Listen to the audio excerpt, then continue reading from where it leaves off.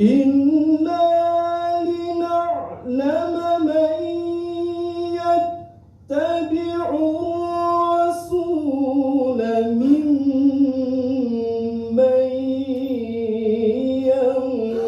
ينقلب على عقبيه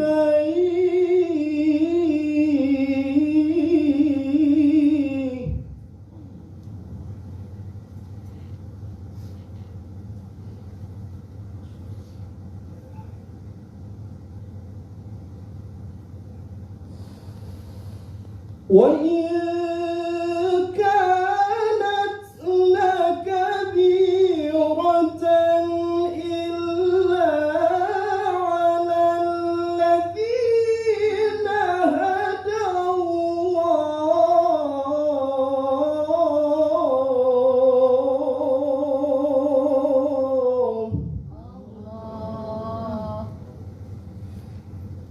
وما كان الله ليضيع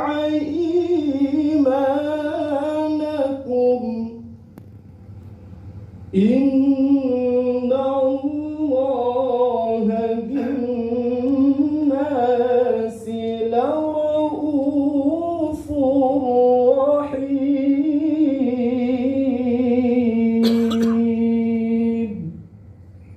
صدق الله العظيم.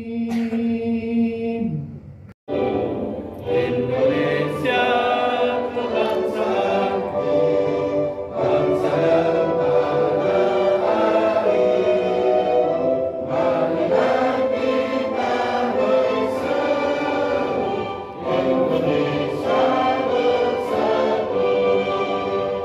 Hiduplah tanahku, hiduplah negeriku, bangsaku, rakyatku semuanya. Bangunlah jiwanya, bangunlah badannya untuk Indonesia Raya. Indonesia Raya, merdeka, merdeka, padaku negeriku yang tercinta.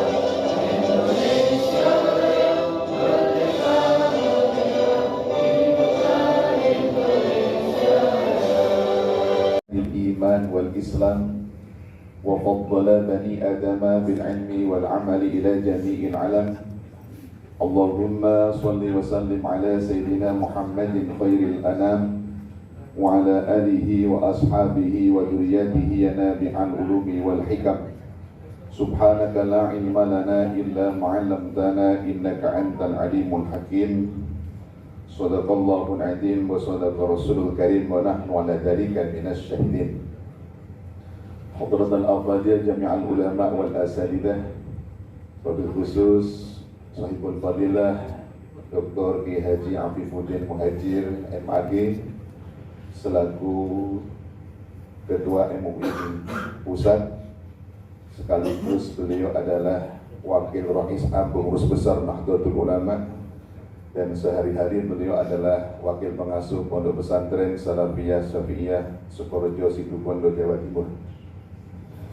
Yang kami hormati Bapak Kepala Kantor Kementerian Agama Kota Batam, Bapak Dr. Haji Zulkarnain Umar.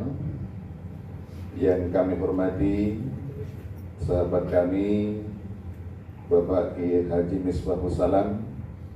Beliau adalah Ketua Basnas Jember di masanya, dan seluruh pimpinan ormas Islam yang hadir pada kesempatan kali ini.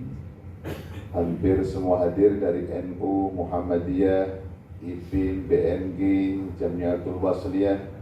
Alhamdulillah, tanpa bisa kami sebutkan satu persatu, semuanya hadir pada sore hari ini.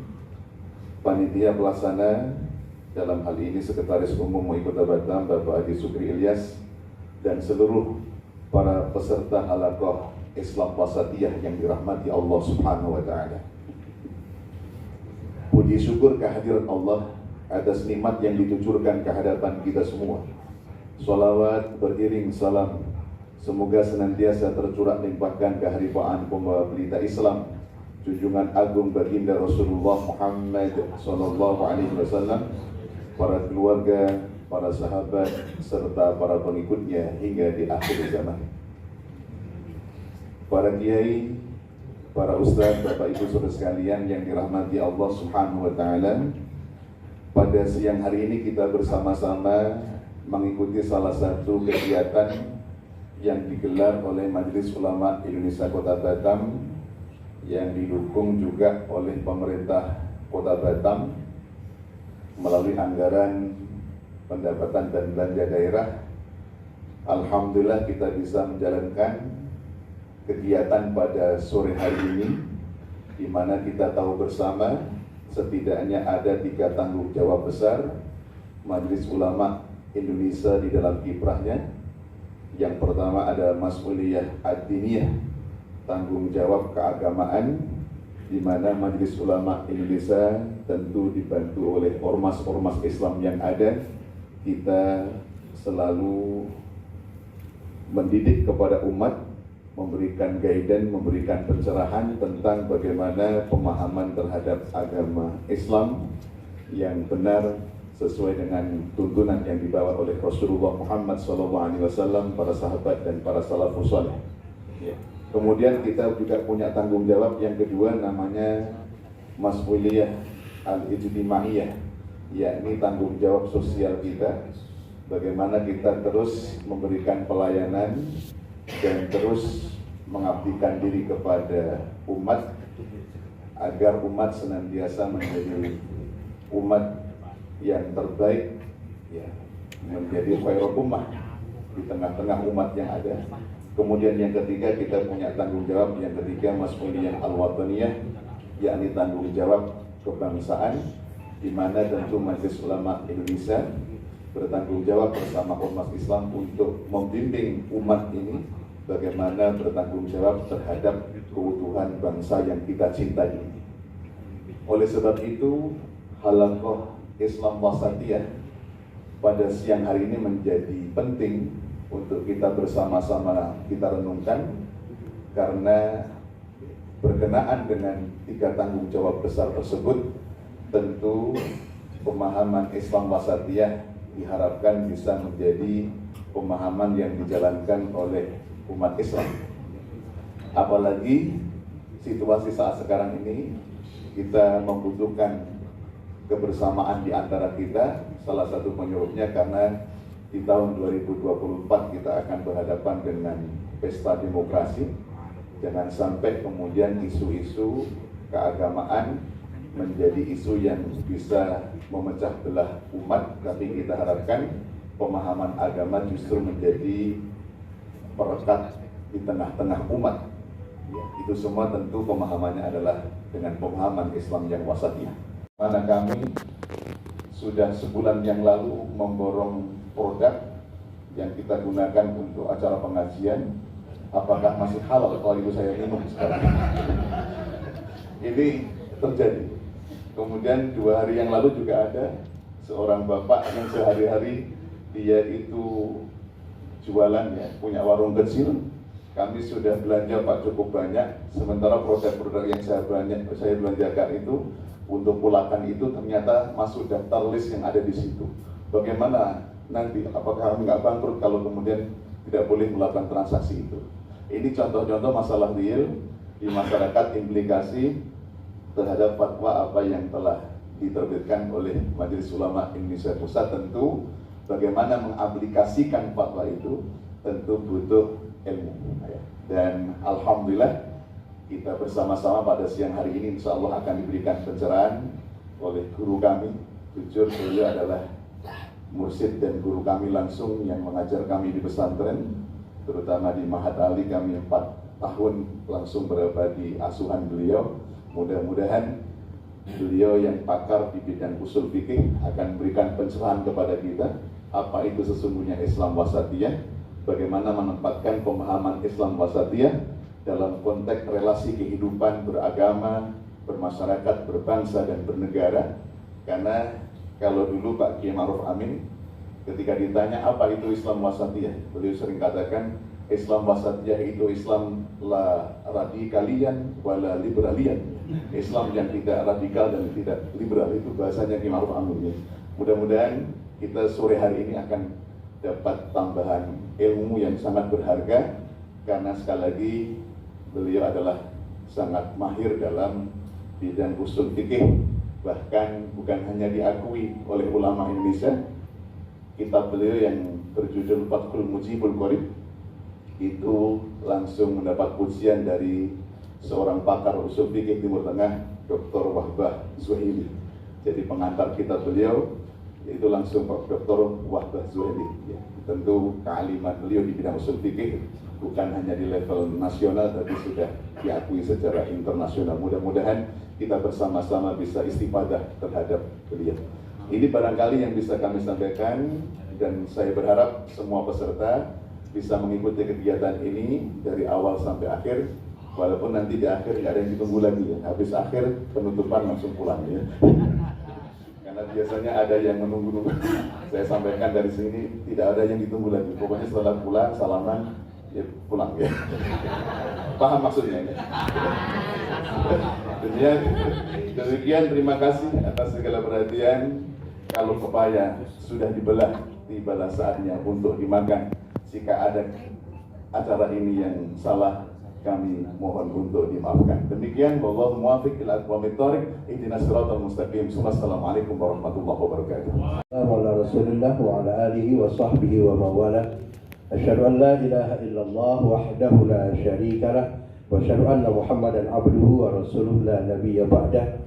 Allahumma salli wa sallim wa barik ala sayyidina Muhammadin wa ala alihi wa sahbihi ajma'in, amma ba'du.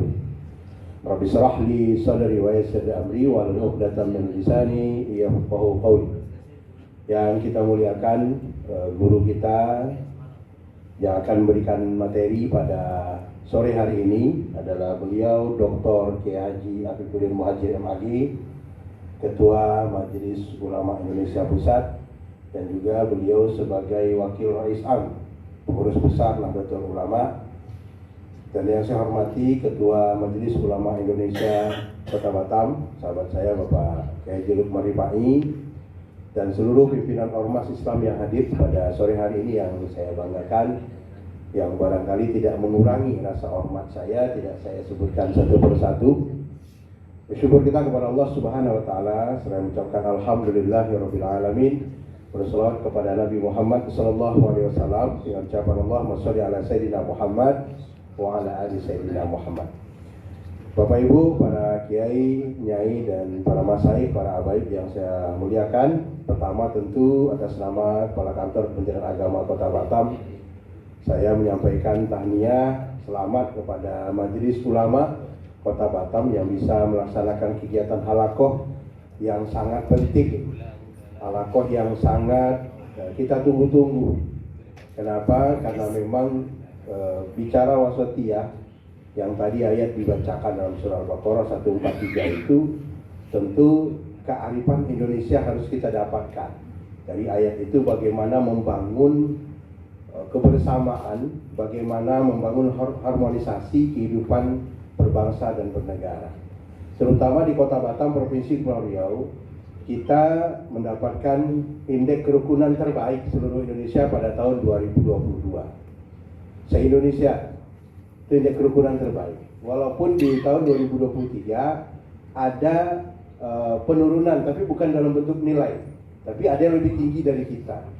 Artinya bahwa kerukunan di Kota Batam, Provinsi Kepulauan Riau, suatu yang sangat baik untuk kita terus jaga bersama, karena bagaimanapun ini semua di kita, karena kita adalah umat yang mayoritas yang saat ini di Kota Batam ini boleh katakan 78%, 75% sampai 78% itu Muslim. Jadi tolak ukur untuk harmonisasi itu ada di kita. Dan yang kedua adalah Kementerian Agama sampai hari ini terus menjadikan program adalah moderasi beragama. Bahasa moderasi beragama terus didengungkan oleh Menteri Agama agar bagaimana masyarakat Indonesia pada umumnya memahami pembangunan bangsa ini secara bersama. Jadi apa yang dikatakan tadi, kita ini bukanlah negara agama, juga bukan negara liberal, bukan juga ya negara yang apa namanya seperti komunis, tidak. Tapi adalah negara yang menjunjung tinggi kebersamaan sebagaimana yang kita pahami dalam Pancasila dan Undang-Undang Dasar kita 1945. Maka untuk itu saya berharap kita semua untuk bisa menjaga ini dengan baik dan sekaligus bisa mengikuti kegiatan ini. Dan harapan kita MUI tidak hanya sekali ini buat kegiatan seperti ini. Kalau bisa secara kontinu, ya walaupun selama ini saya yakin dan percaya Majelis Ulama Kota Batam sudah banyak membuat kegiatan-kegiatan, tapi bagaimana kegiatan itu mampu kita aplikasikan dalam kehidupan keseharian kita. Nah, saya kira itu, karena kita yang akan menunggu beliau untuk menyampaikan materi tentang Islam Wasatiyah ini, maka dengan sama-sama kita berserah diri kepada Allah, seraya membaca Ummul Quran, Halaqah Islam Wasatiyah yang ditajak oleh Majelis Ulama Indonesia Kota Batam resmi kita buka dengan membaca Al-Fatihah. Auzubillahi minasyaitonir rajim.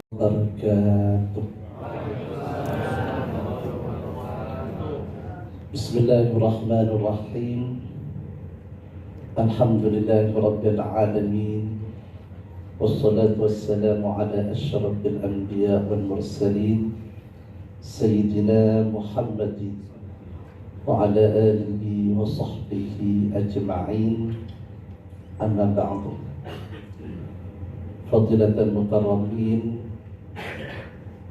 para alim ulama, para kiai, para ustadz, wabil khusus Fadilatul Mukarram Dr. Kiai Haji Afifuddin Muhajir MAG selaku Ketua MUI Pusat dan Wakil Rais Syam Pengurus Besar Nahdlatul Ulama, yang juga beliau adalah Wakil Pengasuh Pondok Pesantren Salafiyah Syafi'iyah Sukoharjo Situbondo, yang kami hormati Ketua Umum MUI Kota Batam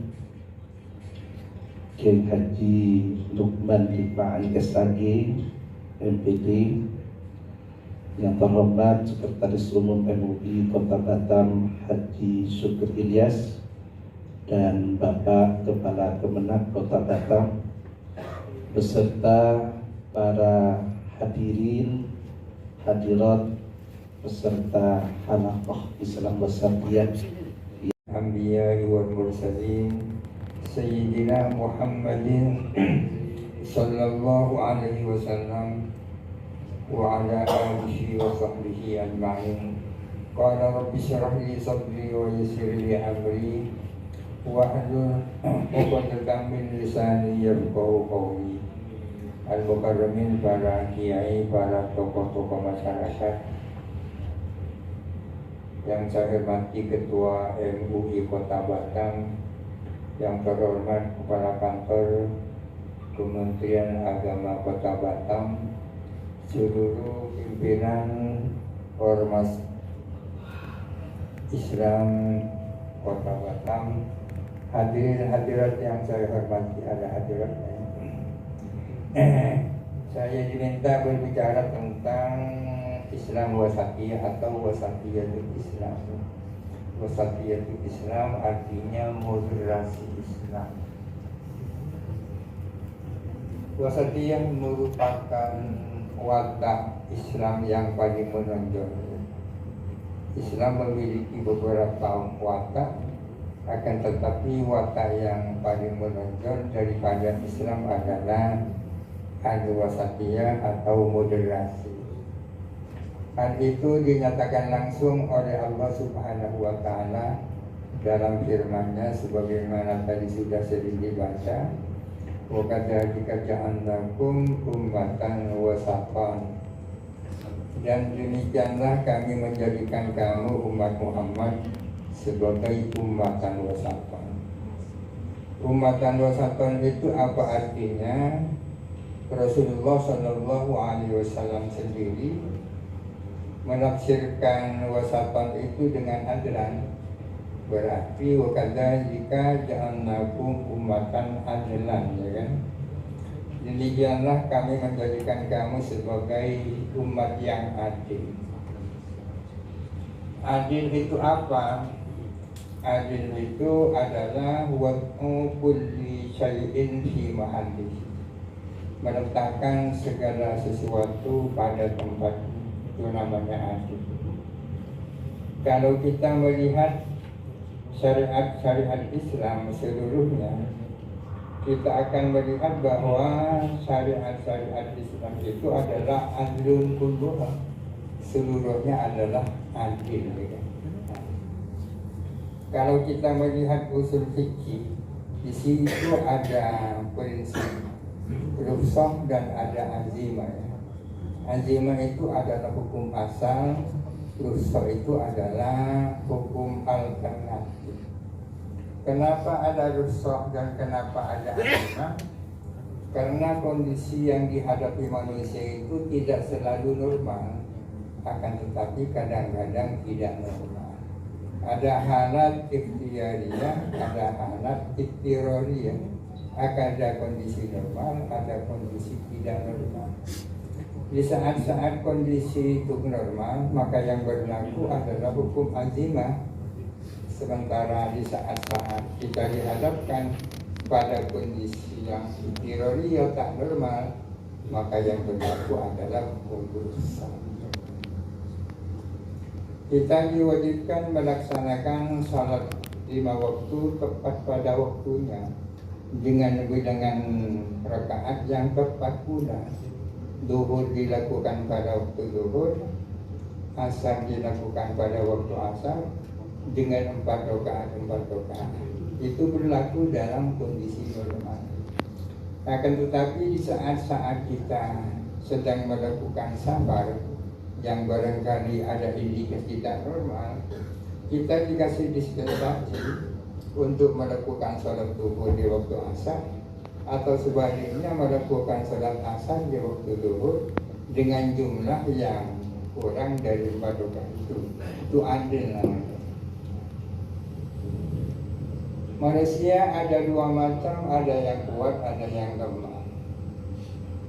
Kalau dalam suatu persoalan ada 2 pendapat di kalangan ulama, ada yang berat, ada yang ringan, maka disarankan yang ringan adalah bagi yang du'afa, yang berat adalah bagi aqwiya, ya.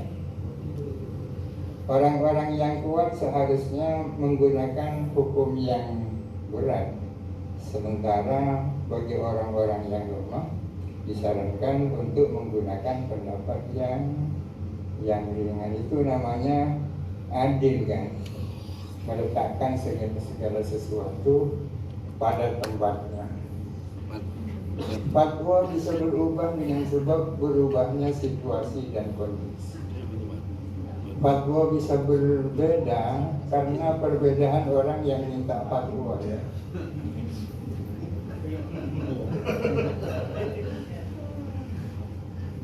Pertanyaannya sama, ya. Akan tetapi yang minta fatwa kondisinya tidak sama, jawabannya bisa berbeda. Itu namanya adil, ya. Salah satu contohnya Ibnu Abbas pernah ditanya, apakah orang yang telah membunuh orang itu ada taubatnya? Beliau mengatakan tidak ada. Lalu ditegur oleh salah seorang temannya, bukankah panjenengan dulu mengatakan ada taubatnya? Dalam kondisi yang berbeda ada fatwa yang berbeda, karena kondisi orang yang bertanya berbeda. Dikatakan tidak ada taubatnya karena yang bertanya adalah orang yang belum melakukan pembunuhan dan punya potensi untuk membunuhnya. Dikatakan saja tidak ada taubatnya agar supaya dia tidak melakukan pembunuhan. Sedangkan terhadap mereka yang sudah melakukan pembunuhan dijawab ada. Karena kalau dijawab tidak ada, dia akan putus asa. Itu namanya apa namanya? Adil, ya. Itu Islam, hukum-hukum Islam kalau kita lihat seperti itu. Para hadirin sekalian, adil juga berarti tawassul. Tawassul baina amrayni, mengambil jalan tengah di antara dua hal. At-tawassul baina tarafaini, jalan tengah di antara dua ujung. At-tawassul bainal yamini wal yasari, jalan tengah antara kanan dan kiri.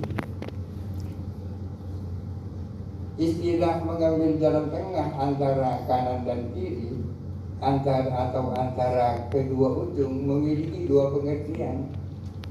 Pengertian yang pertama bahwa bukan hanya ini dan bukan hanya itu, bukan ini dan bukan itu.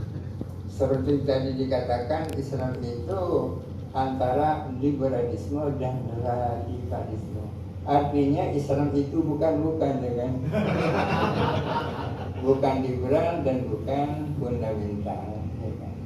Itu namanya bukan ya kan? Bukan. Konsep nafkah di dalam Islam itu juga bukan ya kan? Artinya tidak kikir dan tidak boros.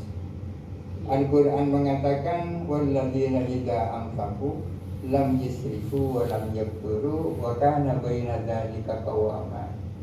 Di antara orang-orang yang dipuji oleh Allah Subhanahu wa taala adalah orang yang pandai di dalam memberikan belanja terhadap keluarganya, yaitu mereka memberikan belanja, mereka tidak israf akan tetapi juga tidak kikir, melainkan ada di antara keduanya. Ini termasuk bukan ya.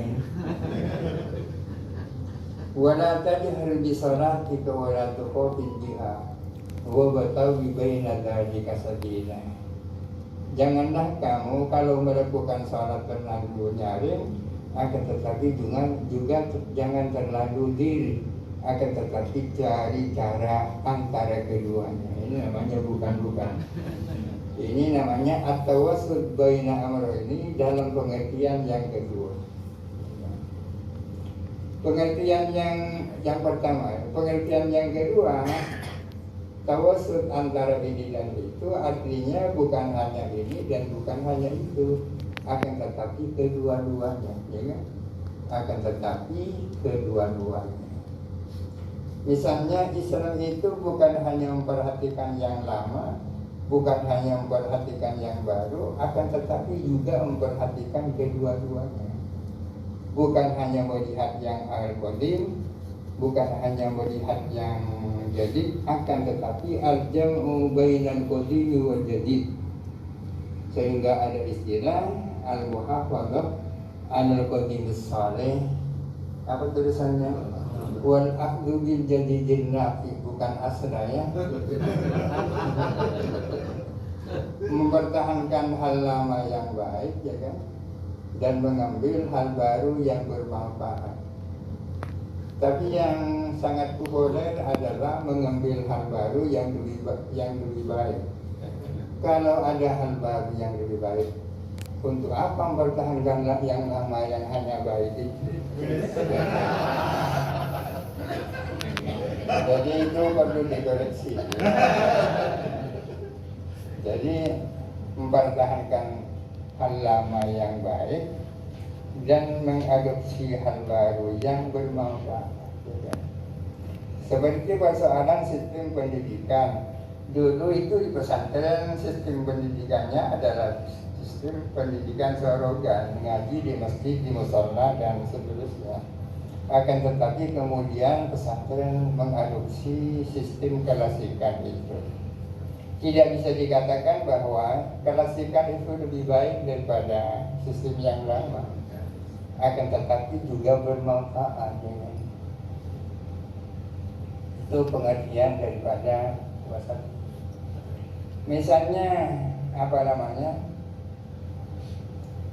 manhaj Imam Abul Hasan Al-Asy'ari di bidang akidah adalah al-jam'u baina sahihil ma'qul wa sahihil ma'qul.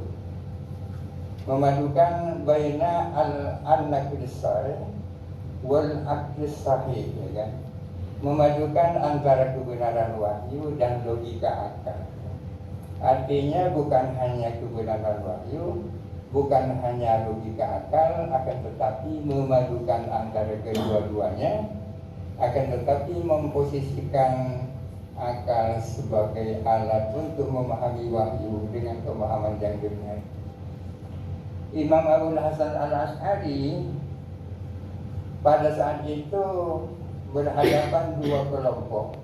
Yang satu adalah ekstrem kiri, yang satu adalah ekstrem kanan. Yang dihadapi adalah sistem kiri Mu'tazilah dan sistem kanan adalah Hanabilah Mutasaddidah. Orang-orang Mu'tazilah sangat mengagung-agungkan akal, terlalu mengagung-agungkan akal, sehingga seringkali harus mentakwil ayat-ayat ketika dianggap tidak sesuai dengan logika akal. Sebaliknya, kalangan Hanabilah Mutasaddidah, pengikut Hambali yang keras, mengatakan bahwa kita tidak boleh menggunakan logika akal dalam rangka untuk memahami teks ayat dan hadis. Ini sama-sama ekstrimnya. Kedua-duanya dihadapi oleh Imam Abul Hasan Al-Asy'ari, sehingga manhaj yang digunakan di dalam akidah adalah al-jam'u, memadukan antara an-naqlis sahih dan al-aqlis sahih, antara kebenaran wahyu dan logika. Itu beberapa pengertian daripada wasatiyah. Arti lain daripada al-wasatiyah adalah al-waqi'iyah, ya. Itu waqi'iyah itu artinya realistis. Realistis tidak berarti taslim terhadap realita yang ada, akan tetapi berarti tidak menutup mata terhadap realita yang ada, dengan tetap bercita-cita untuk untuk menggapai sesuatu yang ideal, ya kan? Para bapak, para ibu sekalian, pada dasarnya Islam itu sangat idealis, ya, pada dasarnya. Akan tetapi pada kondisi tertentu sangat realistis. Dalam kondisi tertentu sangat realistis. Kalau kita membaca kitab-kitab karangan ulama tentang syarat-syarat pemimpin, ya, di situ disebutkan pemimpin itu harus adil. Ya.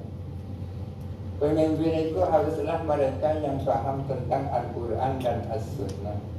Bahkan ada yang mengatakan mereka harus orang yang dapat memahami, punya kemampuan untuk memahami Al-Quran dan hadis dengan logika akal mereka. Akan tetapi nyatanya mencari orang-orang seperti itu sangat sulit, ya kan? Sangat sulit. Kalau dalam konteks Indonesia, ya, mulai presiden pertama sampai sekarang kan tidak ada yang memenuhi syarat-syarat seperti itu. Apakah karena tidak ditemukan berarti tidak perlu presiden? Ya realistis saja, ya kan, realistis saja. Itu namanya an-nuzul minal masalil a'la ilal waqi'il adna. Turun dari langit idealitas, ya kan, ke bumi realitas. Memang harapannya seperti itu, akan tetapi nyatanya seperti ini, mau apa lagi? Hakim-hakim di pengadilan harus orang yang bisa memahami Al-Quran secara langsung, kan itu di kitab-kitab kita itu. Tapi dalam kondisi sekarang mencari hakim mulai dari Amerika sampai Australia yang sesuai dan memenuhi syarat seperti digariskan oleh para ulama kan tidak ada. Apakah berarti tak perlu hakim? Ya realistis saja, itu namanya termasuk wasatiyah juga, gitu. Wasatiyah. Oleh karena itu ulama dan tutur ulama mengakui keabsahan Presiden Soekarno sebagai waliul amri, ya kan? Akan tetapi dengan embel-embel waliul amri doruri bisaukah ya. Doruri ada dorurinya ya kan. Berarti kan emergensi. Sampai sekarang berarti doruri terus.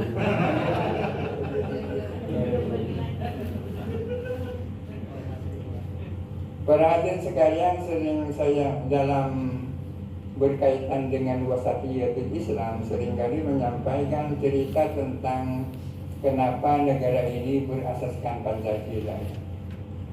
Dulu sebelum Indonesia ini merdeka, kan ada sebuah sidang yang namanya BPUPKI kan, Badan Penyelidik Usaha Kemerdekaan Indonesia, yang dibentuk oleh pemerintahan Jepang, akan tetapi anggotanya adalah orang-orang Indonesia yang diketuai oleh Presiden Soekarno. Dalam sidang pertama pada tanggal 1 Juni mereka bersidang, yang dibicarakan adalah tentang negara yang akan baru lahir ini akan berdasarkan apa. Sudah barang tentu pecah ada dua kelompok sekuler dan kelompok Islam. Kelompok Islam menginginkan dan mengusulkan agar negara ini berdasarkan syariat Islam. Sementara kelompok sekuler sudah barang tentu menginginkan negara ini jadi negara sekuler. Sudah barang tentu dua keinginan ini tidak bisa dipadukan kan? Seandainya tidak ada jalan tengah, barangkali sampai saat ini negara Indonesia ini tidak akan lahir ya? Karena perdebatannya sangat-sangat sekali. Untung pada akhirnya ketika diusulkan oleh Soekarno, bagaimana kalau berdasarkan Pancasila saja. Pancasila versi Soekarno pada saat itu yang tidak seperti Pancasila yang ada sekarang. Yang jelas lebih baik yang sekarang kan. Akhirnya kedua kelompok itu sama-sama mau. Kelompok sekuler kenapa mau? Karena mereka punya keyakinan Pancasila ini bukan agama. Bagi mereka yang penting kan bukan agama ini. Oleh karena itu mereka mau. Kelompok Islam mau juga karena mereka punya keyakinan Pancasila tidak bertentangan dengan Islam, bahkan sangat selaras dengan Islam, sama-sama mau. Sudah barang tentu bagi kaum muslimin apa yang dicapai ini tidak ideal kan? Karena yang mereka inginkan adalah bagaimana Islam menjadi dasar negara, ini bukan Islam. Tapi kaum muslimin kan sangat realistis ya. Sangat realistis. Daripada negara yang diperjuangkan beratus-ratus tahun tak terwujud, kan lebih baik menerima ini meskipun tidak ideal. Akan tetapi dari satu sisi sangat ideal berarti. Kenapa sangat ideal? Karena ternyata Pancasila ini sangat sakti. Kenapa sakti? Ya karena bisa membuat dua kelompok ini sama-sama puas dengan Pancasila ini. Puas. Para hadirin sekalian, pada tanggal 22 Juni tahun 1945 dibentuk yang namanya Panitia 9, Al-Lajnah At-Tusaiyah, Panitia 9. Mereka bersidang kemudian melahirkan apa yang disebut dengan Piagam Jakarta ya kan? Melahirkan apa yang disebut dengan Piagam Jakarta, yang mana sila yang pertama berbunyi ketuhanan dengan kewajiban melaksanakan syariat Islam bagi pemeluk-pemeluknya. Ini lebih baik daripada Pancasila tanggal 1 Juni kan? Ketuhanan dengan kewajiban melaksanakan syariat Islam bagi pemeluk-pemeluknya. Bagus ya. Akan tetapi satu hari setelah kemerdekaan, setelah proklamasi kemerdekaan, yakni tanggal 18 Agustus, ada ancaman dari rakyat Indonesia bagian timur yang mayoritas adalah non-muslim keberatan dengan Piagam Jakarta. Kalau Piagam Jakarta yang terdiri dari 7 kata itu tidak dihapus, mereka tidak akan ikut merdeka, akan memisahkan diri dari Indonesia. Ini kan ancaman luar biasa ditimbang-timbang oleh para ulama ini. Kira-kira yang paling ringan mudaratnya di antara dua pilihan yang sama-sama tak enak ini yang mana? Apakah 7 kata itu dihapus atau tidak dihapus dengan konsekuensi kehilangan wilayah yang sangat luas, ya kan? Akhirnya para ulama yang berijtihad dan kemudian menyimpulkan, mereka menyetujui 7 kata ini dihapus, ya kan? Sehingga menjadi Pancasila yang sekarang yaitu ketuhanan yang maha esa. Pertimbangannya tetap kaidah-kaidah usul fikih, irtikabu akhaful dararain, ya kan? Artinya kalau kita dihadapkan kepada dua mara bahaya, kita memilih apa yang lebih ringan bahayanya. Lebih ringan bahaya kita mencoret 7 kata daripada harus kehilangan wilayah yang sangat luas. Seandainya Indonesia bagian timur itu memisahkan diri, kita ini kan tidak bisa berdakwah ke sana, kan? Karena sudah lain negara. Akan tetapi saya secara pribadi berpendapat bahwa Pancasila yang ada sekarang ini lebih baik daripada Piagam Jakarta. Kenapa? Sebab karena Pancasila yang ada sekarang, yakni ketuhanan yang maha esa itu adalah akidah itu. Sementara Piagam Jakarta itu adalah syariat. Syariat tidak akan ada artinya tanpa akidah. Dan di dalam Munas Alim Ulama NU pada tahun 1983, di situ dirumuskan tentang hubungan antara Pancasila dan syariat Islam. Para hadirin sekalian, apa arti lain daripada wasatiyah itu? Arti lain daripada wasatiyah itu adalah al-hukmu bidhawahir, adalah melihat orang menurut apa adanya, tidak mengurus orang sampai ke bagian yang paling dalam. Kalau sudah mengatakan asyhadu an la ilaha illallah wa asyhadu anna muhammadar rasulullah, kita anggap muslim sudah. Tak perlu dikorek terlalu dalam itu.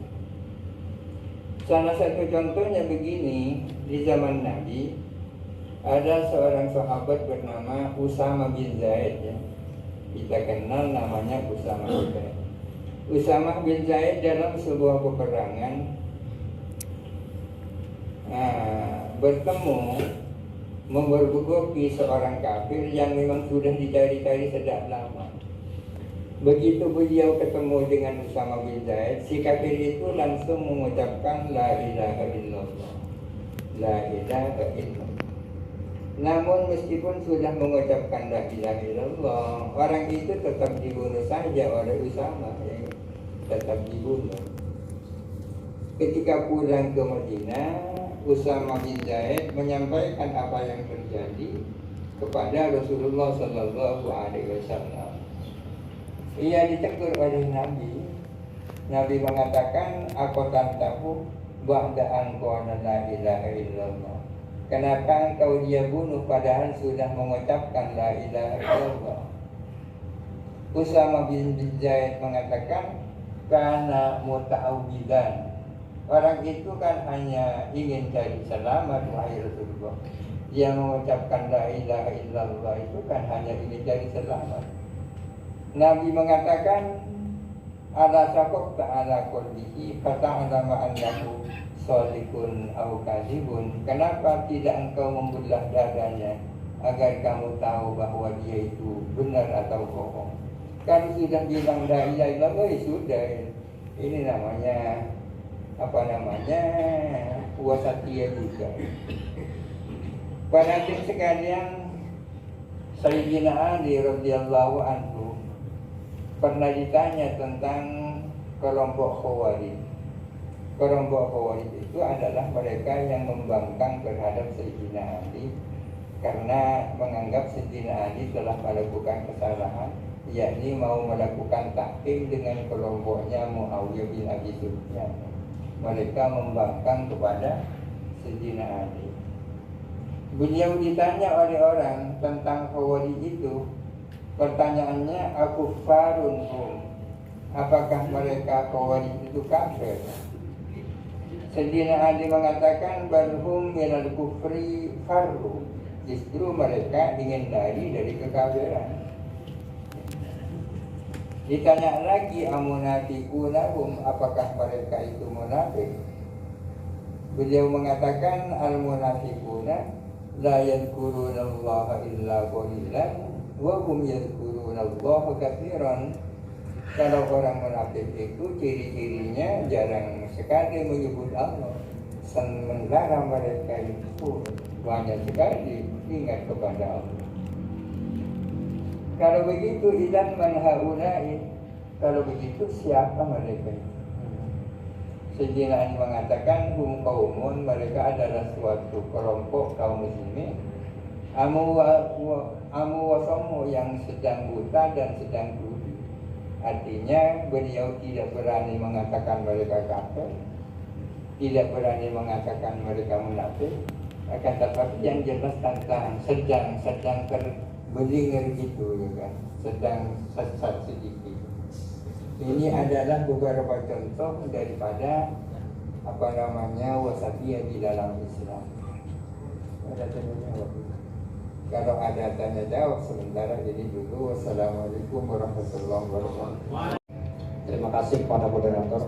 Ada 3 hal yang kami perlu minta konfirmasi.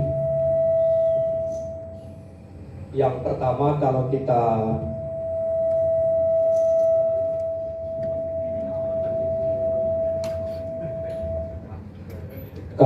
baca konteks umat wasato, ini dinisbatkan langsung kepada umat Nabi Muhammad.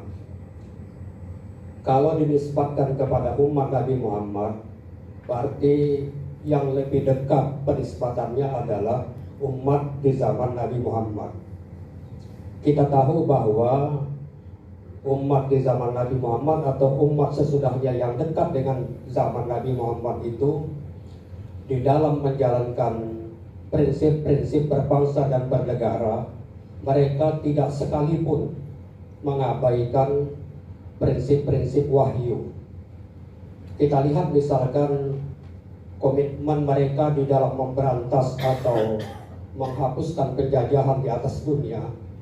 Ketika negara-negara Jazirah Arab dijajah oleh Romawi, maka Nabi selaku kepala negara pada waktu itu membentuk pasukan yang dipimpin oleh Usama menjelang wafatnya untuk merebut Bubna di Palestina yang merupakan tapal batas Imperium Romawi.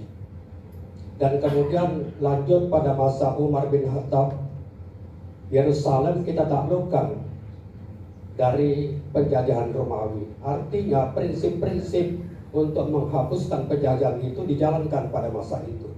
Dan ini masuk dalam konteks juga bagaimana implementasi atau pengejawantahan apa yang dimaksud dengan umat wasatiyah. Kemudian yang kedua, kita lihat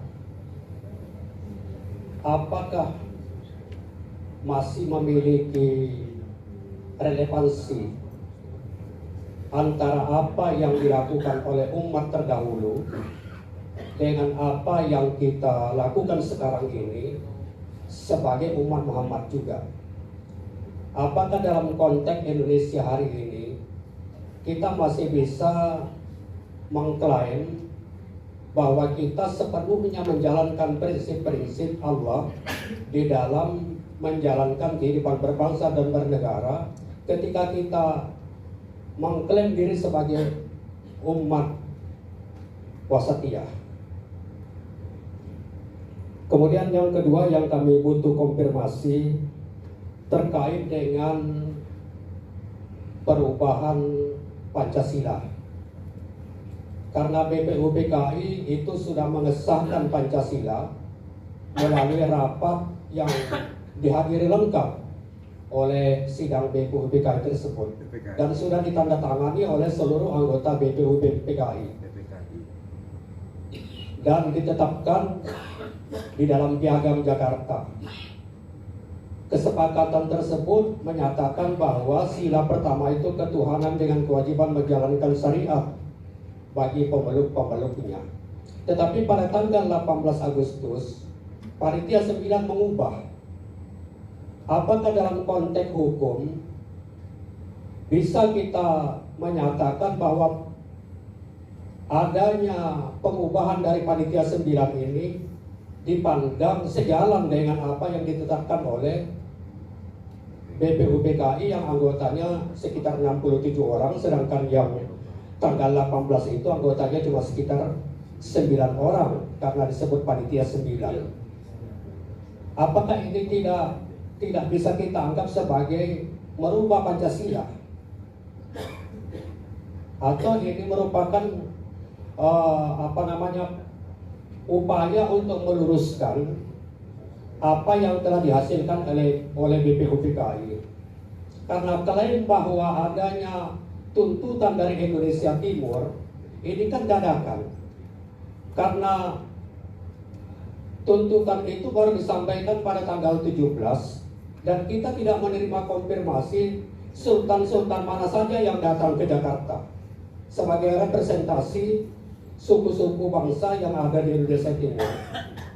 Kalau hanya misalkan sekelompok orang yang mengatasnamakan diri sebagai Indonesia Timur, ini kan tidak representatif, tidak otoritatif untuk menjadi wakil Indonesia Timur menyampaikan aspirasinya kepada Panitia 9.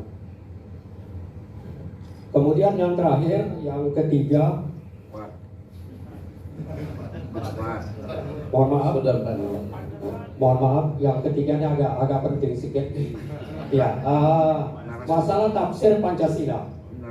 Di sila keempat itu, kerakyatan yang dipimpin oleh hikmat, kebijaksanaan dalam permusyawaratan perwakilan, tidak sama sekali kita temukan adanya tafsir atau pengertian atau arti yang bisa diarahkan kepada pemilihan umum.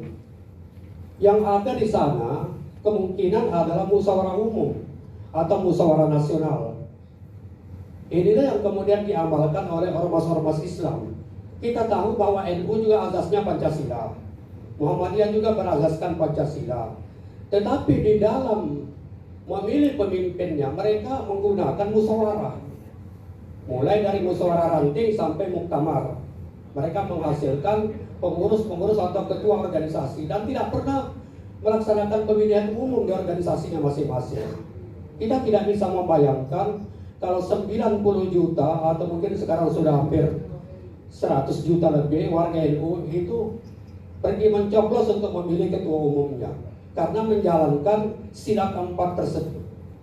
Sementara negara kita menafsirkan bahwa yang dimaksud dengan sila keempat itu adalah rakyat pergi mencoblos. Kenapa untuk urusan misalkan pembangunan ada musrembang nasional, musrembang provinsi, tapi ketika urusan memilih person wakil-wakil kita atau kepala negara kita pergi mencoblos. Tapi untuk urusan yang substantif kita menggunakan metode musyawarah. Nah, ini barangkali 3 hal yang kami mohon konfirmasi dari Kiai. Terima kasih banyak. Wassalamualaikum warahmatullahi wabarakatuh. Dimaksud dengan umat Muhammad. Umat Muhammad itu ada 2. Yang pertama adalah umatul dakwah, yang kedua umatul ijabah. Umatul dakwah itu adalah umat manusia yang menutupi saat-saat diutusnya Kanjeng Nabi Muhammad SAW sampai hari kiamat. Sedangkan umatul ijabah adalah mereka yang merespon ajaran itu. Artinya mereka yang masuk Islam namanya umatul ijabah. Umat Muhammad pada saat mana yang paling baik?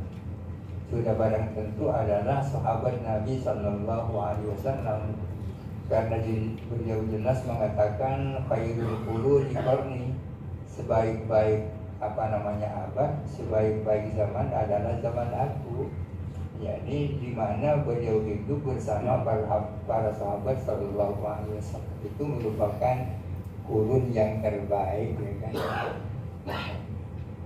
Kalau kita melihat sejarah, kita melihat bahwa pemerintahan yang sangat demokratis, ya, pemerintahan Al-Khulafaur Rasyidin paling demokratis. Rakyat punya keleluasaan untuk mengkritik pemerintah, ya kan? Kenapa mereka berani? Karena pemimpinnya itu memang sangat butuh untuk dikritik. Ya. Bukan hanya bukan hanya tak keberatan dikritik, akan tetapi sangat memerlukan kritik.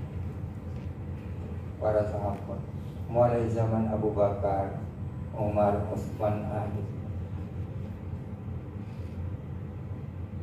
Sayyidina Abu Bakar pada saat beliau baru dilantik untuk menjadi khalifah yang pertama menggantikan Rasulullah, pidato yang pertama yang beliau sampaikan sangat luar biasa. Beliau mengatakan, inni wulitu alaikum walastu bi khairikum. Aku telah dilantik untuk menjadi pemimpinmu, padahal aku bukanlah orang yang terbaik di antara kamu. Fa in ra'aitumuni ala haqqin fa'inuni. Jikalau kalian melihat aku benar, tolong aku dibantu. Wa in ra'aitumuni ala batilin fasaddiduni. Jikalau kalian melihat aku sedang tidak baik, tolong aku diluruskan. Ini pidatonya, ya kan? Mudah-mudahan nanti pidatonya presiden akan datang seperti ini.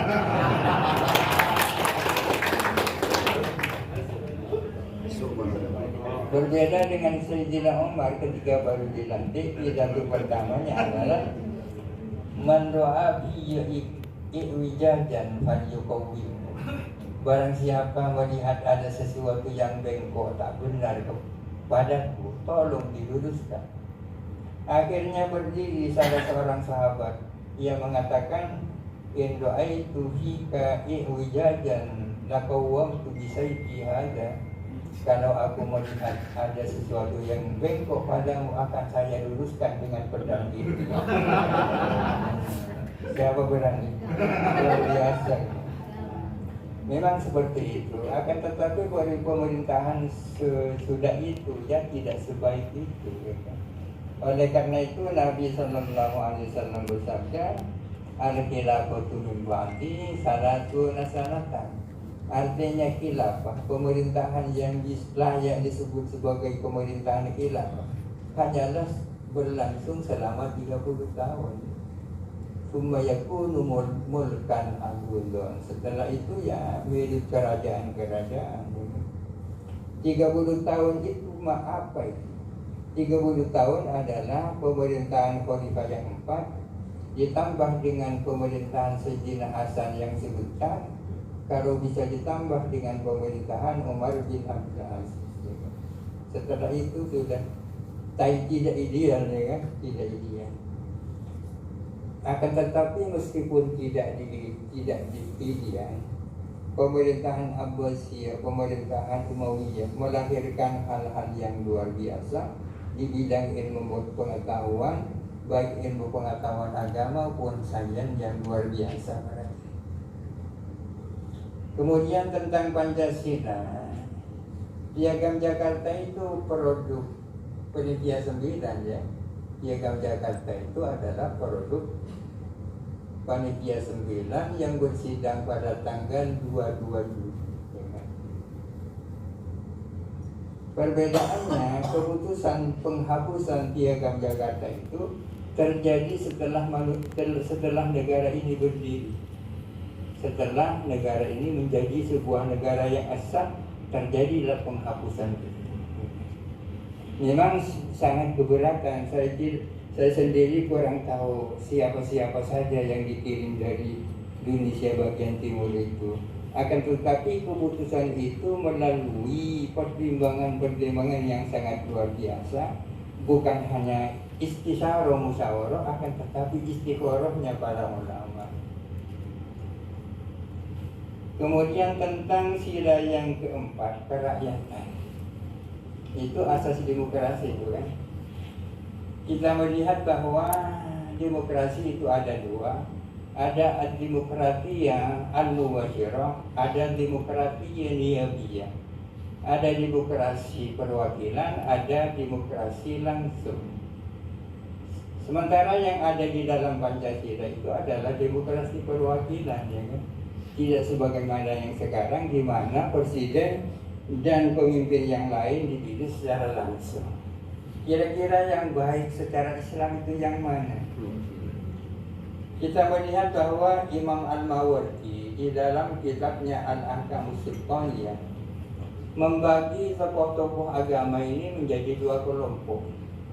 Kelompok pertama namanya Ahlul Imamah. Kelompok yang kedua namanya Ahlul Ikhtiyar, ya. Ahlul Imamah artinya mereka yang punya kapasitas untuk menjadi pemimpin, untuk menjadi presiden, untuk menjadi bupati dan seterusnya. Yang kedua adalah Ahlul Ikhtiyar, artinya mereka yang memiliki kapasitas untuk memilih pemimpin. Kedua-duanya, baik Ahlul Imamah maupun Ahlul Ikhtiyar, sama-sama ada syaratnya. Untuk menjadi kelompok yang kedua, orang yang dianggap memiliki kapasitas untuk memilih pemimpin, ada syarat-syaratnya. Ini artinya tidak setiap orang bisa memilih pemimpin, bisa memilih, tidak seperti sekarang. Tapi saya sendiri tidak keberatan pemimpin itu dipilih langsung, dengan catatan rakyatnya sudah dewasa secara ekonomi dan mereka tidak awam, tidak seperti di sini kan, rakyatnya masih banyak yang awam ditambah dengan kemiskinan yang luar biasa, sehingga uang 100.000 itu sangat berharga di sini, ya kan? Suaranya bisa dibeli, ya kan? Ya, sehingga demokrasinya menjadi demokrasi seolah-olah demokrasi, seolah-olah mereka punya kebebasan, padahal sesungguhnya tak bebas karena terbelenggu dengan sesuatu kan, terbelenggu dengan sesuatu. Kalau seperti Amerika dan Eropa, mereka sudah makmur, mereka sudah tidak awam, mungkin sudah layak diterapkan pemilihan langsung seperti sekarang. Kalau di sini seperti itu ya. Senyaman tahu sama bodoh-bodoh. Ini mungkin. Baik, terima kasih. Enggak.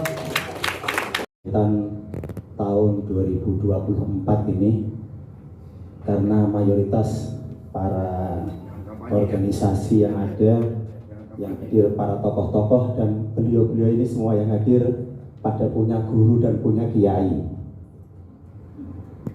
Salah satu yang kita ingat dari pesantren, kalau sampai tidak sama dengan kiai kan su'ul adab. Nah ini solusi supaya tidak hal tersebut, karena kalau saya nyontohkan ya, misalnya Pak Ketua MUI Kota Batam beda pilihan sama Pak Kiai seperti itu kan. Jadi mohon pencerahannya supaya kita juga setidaknya kalau di pesantren sangat rekat dalam dunia kita hal tersebut, supaya kita juga tidak termasuk golongan-golongan yang tadi. Terima kasih Pak Kiai. Assalamualaikum warahmatullahi wabarakatuh. Yang disampaikan tadi oleh Ketua Ibu tentang boikot ya. Boikot kalau diserah. Bagaimana kalau orang sudah belanja begitu banyak, apakah cukup dimakan sendiri? Atau bagaimana kalau kita terpaksa membeli, apakah tidak halal apa yang kita beli itu untuk dikonsumsi? Ada kaidah mengatakan yutafaru bidawam mana yutafaru tidak ya. Yutafaru bidawam mana yutafaru tidak. Mungkin salah satu contohnya persoalan syarat-syarat pemimpin. Pemimpin itu kan harus baik, ya kan? Bagaimana kalau di depan kita pilih seorang pemimpin karena kita nilai orang itu baik. Kemudian setelah beberapa tahun kok berubah yang asalnya baik, apa berarti batal kepemimpinannya? Tidak. Yang kita lihat ada di awal. Kalau sudah kadung ya dibiarkan, sudah kadung ya. Ya sama dengan ini, artinya kita yang belum membeli produk Israel dan teman-temannya jangan kita lakukan. Akan tetapi kalau sudah kita kadung beli beberapa hari yang lalu ya dapat diteruskan saja di luar. Dan apa yang sudah kita beli itu tetap halal untuk dikonsumsi. Karena yang dosa itu adalah transaksinya. Produk daripada transaksi itu tak masalah. Kan sama dengan kita melakukan kegiatan bisnis pada saat adzan Jumat sudah dikumandangkan, kan tak boleh kan? Kan tak boleh. Idza nudiya lis-salati min yaumil jum'ati fas'au ila dzikrillahi wa dzikrillah. Apabila azan Jumat sudah dikumandangkan, kamu tidak boleh melakukan aktivitas apapun, akan tetapi harus segera berangkat untuk menunaikan ibadah Jumat. Bagaimana kalau ada seseorang azan sudah dikumandangkan tetap melakukan transaksi jual beli dan sebagainya? Apakah berarti barang yang dibeli itu haram dikonsumsi? Kan tidak. Tidak. Sekarang persoalan yang ditanya tentang memilih pemimpin. Saya sering mengatakan bahwa memilih rakyat dalam konteks memilih pemimpin itu sama dengan hakim di pengadilan. Hakim di pengadilan itu harus benar tapi boleh salah. Harus benar tapi boleh salah. Hakim-hakim di pengadilan itu harus benar tapi boleh salah. Apa maksudnya? Harus benar secara proses, boleh salah secara produk, ya kan? Boleh salah secara produk. Artinya hakim itu harus berikhtiar. Bagaimana dia memberikan keputusan yang benar? Itu kan namanya proses, ya kan? Dia sudah merupakan orang yang sudah memenuhi syarat untuk jadi hakim dan sudah berikhtiar untuk memberikan keputusan yang benar. Artinya yang benar-benar, yang salah-salah. Akan tetapi ternyata salah juga, ya kan?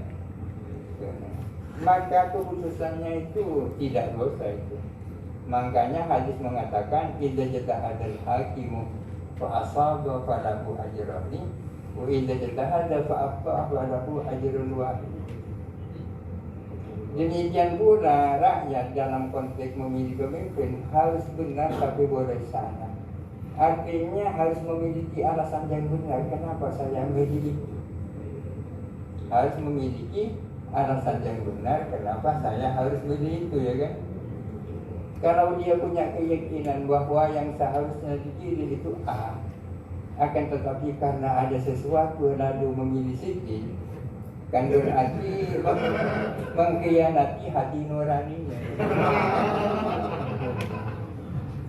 Ya. Sekarang ini ada seseorang yang dihadapkan kepada dua pilihan. Di satu sisi harus taat dulu, di sisi yang lain harus taat kepada hati nurani. Menurut saya ikutilah hati nuraninya tanpa menyakiti guru.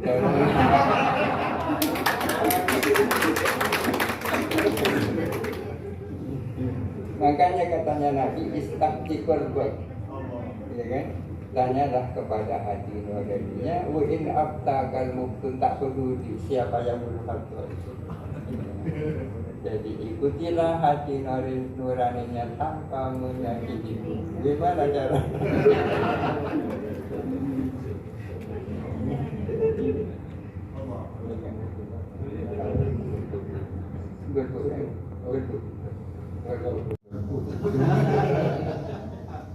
Pada dasarnya golput itu tidak boleh. Kenapa? Sebab karena orang golput itu berarti tidak punya tanggung jawab tentang nasib bangsa dan negaranya. Berarti abai terhadap persoalan negara dan bangsa. Kemudian ada pertanyaan bagaimana? Apa tidak ada ruang, tidak ada kondisi tertentu di mana golput itu diperkenankan atau dibolehkan? Ada kondisi tertentu. Kapan itu? apabila calon-calon yang ada itu adalah setara dan sama dalam berbagai aspeknya. Misalnya sekarang calonnya 3, mereka itu dari berbagai aspeknya sama. Keberagamaannya sama-sama taat agama. Kejujurannya sama, leadershipnya, kepemimpinannya sama, ya kan? Kalau memang sudah sama ya, golput tidak masalah. Pertanyaannya, apa mungkin mereka sama dalam berbagai aspeknya? Tidak mungkin. Karena dasar kita harus memilih kepada orang yang kita nilai paling baik di antara yang ada, atau memilih orang yang paling ringan ketidakbaikannya. Kalau kita tidak memilih, padahal ada di antara calon yang sebaiknya dimenangkan karena dia yang terbaik, atau ada yang berhak untuk dimenangkan karena dia yang paling ringan kejelekannya, itu konsekuensinya seperti itu. Ada pertanyaan, bagaimana kalau tidak ikut guru? Ini kan pertanyaan seolah-olah orang-orang sini ini mesti awam, ya kan? Sehingga harus taklid, termasuk di bidang politik, taklid.